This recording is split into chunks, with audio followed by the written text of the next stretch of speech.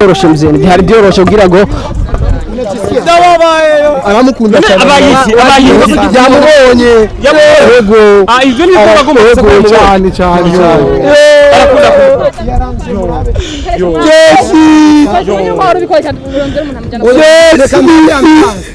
telefone ambulance bana yuko bibaye ikibazo bakunzi bakire Dimeza TV bakunzi ba Isoko TV ba Step TV uko mubibona agize ikibazo kubera gukunda ko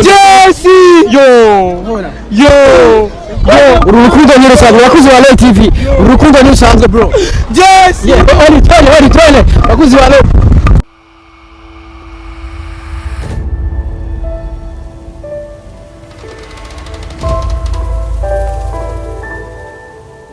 TV. 1, 2 everybody, and my name is Radio, this is Loy TV. Oh yes, Mr. Radio ndakubwira ati I'm back again. Oh yes, nagasera mu ndakubwira byinshi muri entertainment, amanda kuzanira aba hitmaker kuri micro ya Loy TV. Oh yes, kuri kamera ndakusaba ko uri kumena Oli King mu cameraman abikora fresh kuva muri Loy TV. Oh yes, we nawe rero twaje kwibuka cy'indege tuje gutegera umuntu byakomeye cyane. Umuntu uravuga yuko yanditse amateka menshi mu muziki wa hariya mu gihugu cya Tanzania, ariwe Harmonize. Oh yes, we nawe twamaze gushika ku kibuga cy'indege kugira ngo tuje kumwakira. Yes, rero afite igiteramo ku munsi iwejo itariki 20 Harmonize we nawe yamaze gushika ku kibuga cy'indege nka Loy TV tugiye kugira ngo tumwakire. Cameraman, let's go. Fresh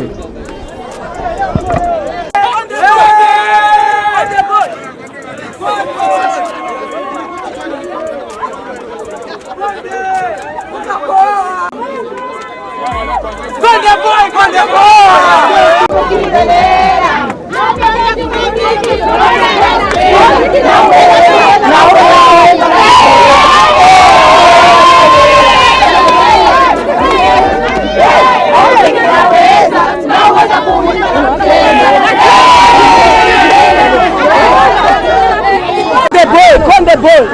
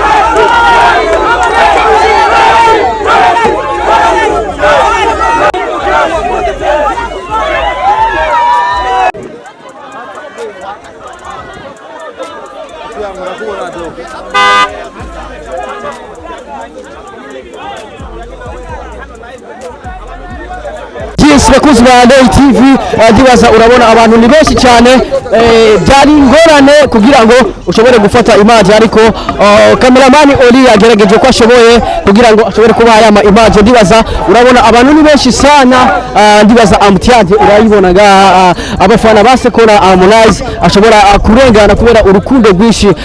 Iyo wakoze rero navuga yuko birashimwa sana. Ndibaza urabona amtiaje iri ngaha ni amtiaje ikomeye sana. Wabona yuko abafana bakomeje kumutangira kugira ngo ntashobore kugenda ariko urukundo ni rwishi. Abafana biwe baje kumuraba ari benshi sana. Abakuzi ba Loy TV yari intambara itoroshe kugira ngo murashe gutora isana muri mugihe muzi yuko Harmonize ni umuririmbyi bavuga yuko w'igihangange, umuririmbyi akomeye cyane, umuririmbyi uvuze umuririmbyi akomeye mu gihugu cya Tanzania udashobora kumwibagira. Abakuzi ba Loy TV hebona ko ari intambara itoroshe cyane ariko Oli King aguma agerageza kugira ngo ashobore gutorera ama image ameze fresh sana. Ndibaza urabona imodoka arimo Harmonize, ni imodoka imeze neza cyane, imodoka izimbye sana. Bakuzi ba Live TV mu kanya gato rero tugiye ahaza kubera press conference kugira ngo dukomeze tubona byinshi. Ndibaza urabona imodoka Harmonize barimo iyo iragiye ndibaza urabibona aba bodyguard bakoze ibara kabisa. Ndibaza urabona Harmonize aragiye, ubona ko ni ibintu bitoroshye sana. Ni fire cameraman. Jisi bakuzi ba Live TV ndibaza urabona yuko ni ibintu bidasanzwe. Ndibaza urabona baragoza umuntu ganyene, baragoza umuntu bakuzi ba Live TV. Pole sana bras. Konde boy Jesse. Pole sana. Pole sana. Pole. Kwa muganga.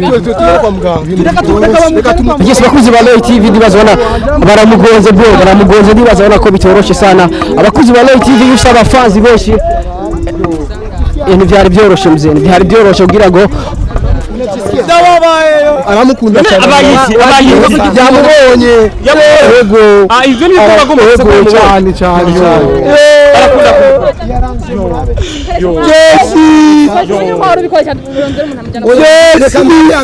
barakunda. Telefone ambulance bana yuko bibaye ikibazo. Bakunzi ba Kirenzi Media TV, bakunzi ba Isoko TV, ba Step TV, uko mubibona agize ikibazo kubera gukunda ko Uru rukundo ni rusanzwe bakuzi ba Live TV. Uru rukundo ni rusanzwe bro. Oli tole bakuzi ba Live.